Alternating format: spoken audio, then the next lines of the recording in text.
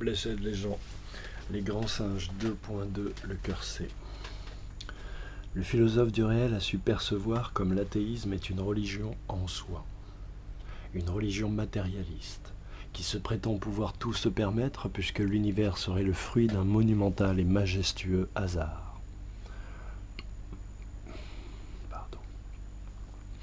Le philosophe du réel a su percevoir que pourtant toutes les religions vivantes révélées, au-delà de leur disparité apparente, sont de même essence, le respect des lois universelles invisibles que la mécanique quantique fonde comme étant réelles.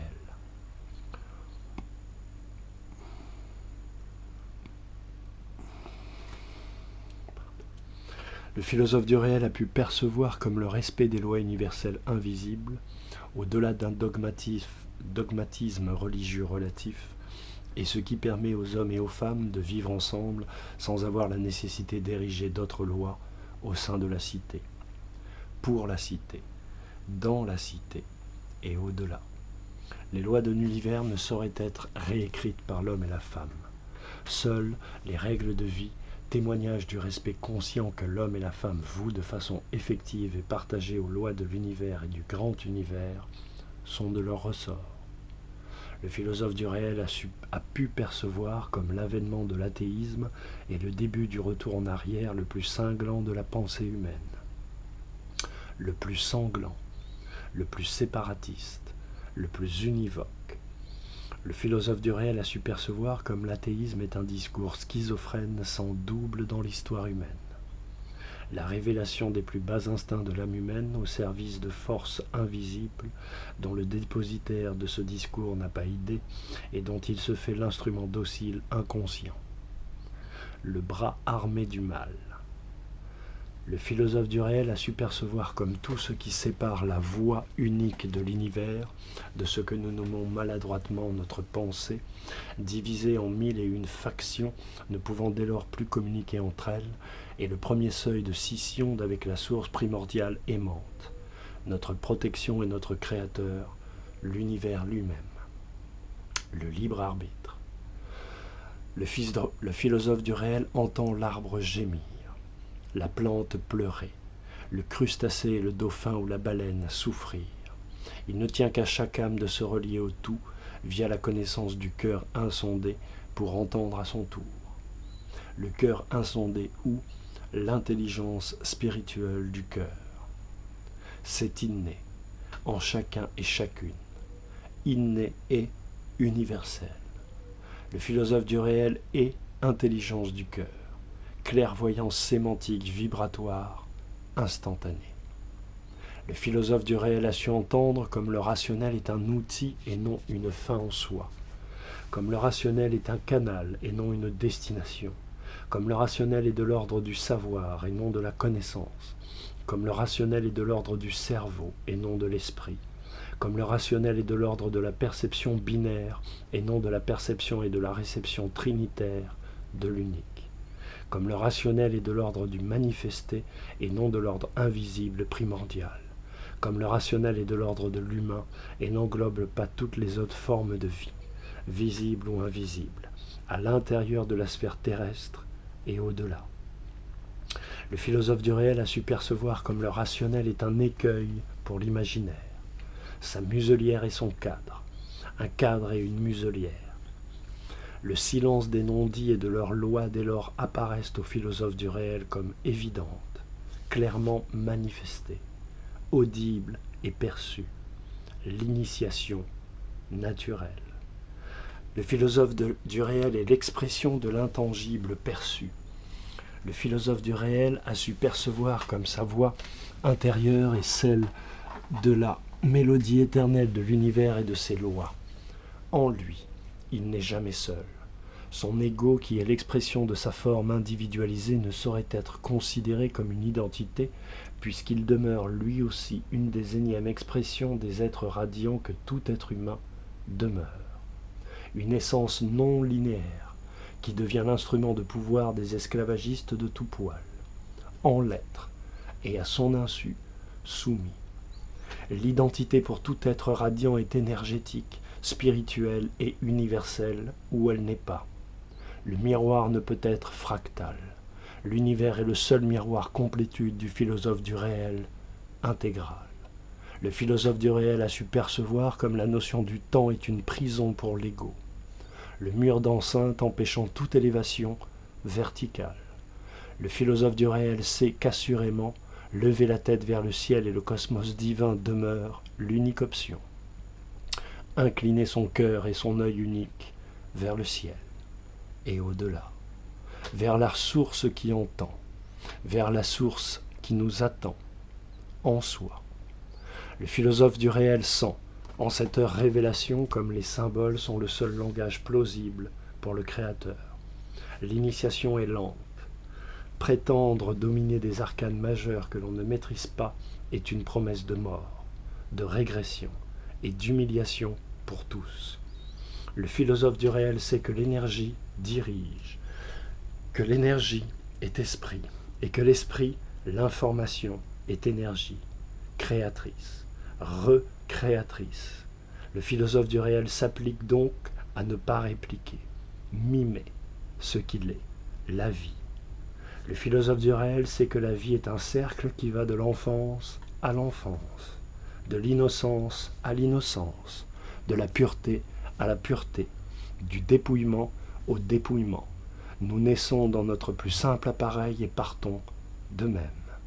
Le philosophe du réel a su percevoir que le corps n'est qu'un véhicule momentané, que l'énergie dure, non pas toujours mais continuellement.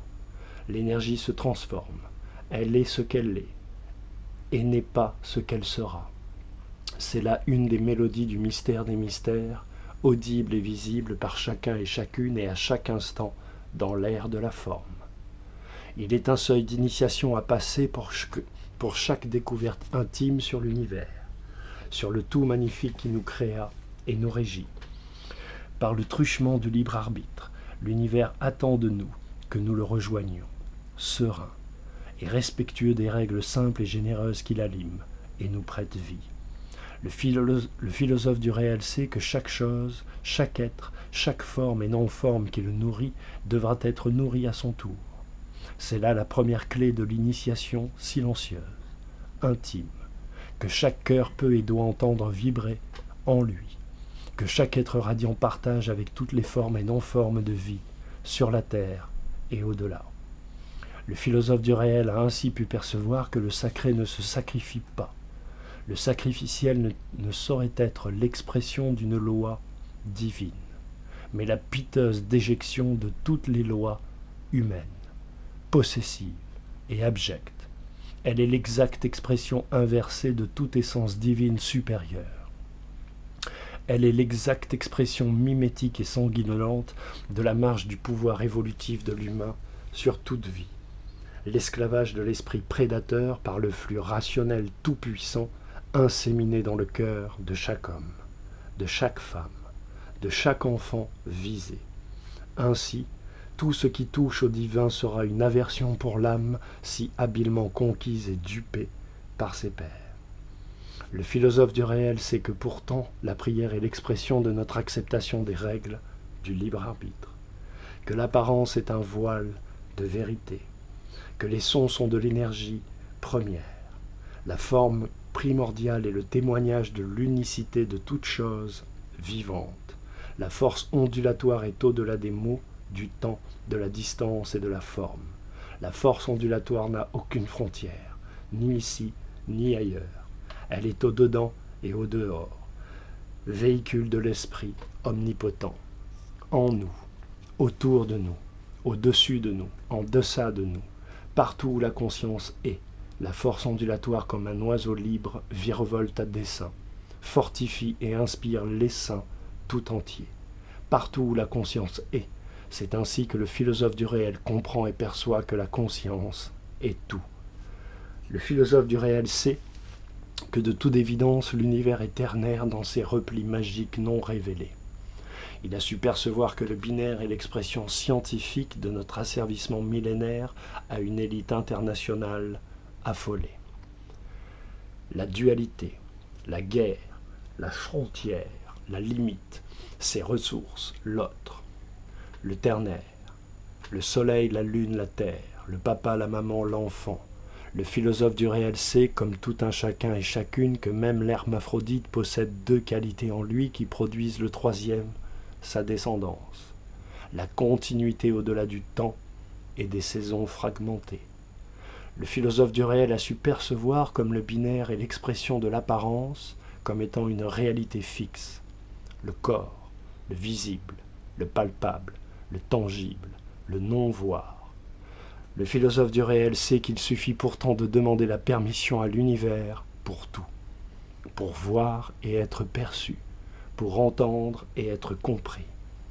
Le philosophe du réel sait que lorsqu'il souhaite être aimé par une femme, qu'il lui suffit d'en demander la permission à l'univers pour être accueilli et cueilli à son tour. Si le philosophe du réel, bien sûr, ne regarde et ne considère pas nos femmes comme un corps, il sera alors surpris et ébahi par la beauté intérieure de ces femmes qui lui diront « oui ». Une femme n'est pas un corps. Une femme est comme le philosophe du réel, comme tous les êtres vivants, un être radiant et vibrant. Lumière et pensée sont les jalons invisibles des cimes de la sensualité atteinte.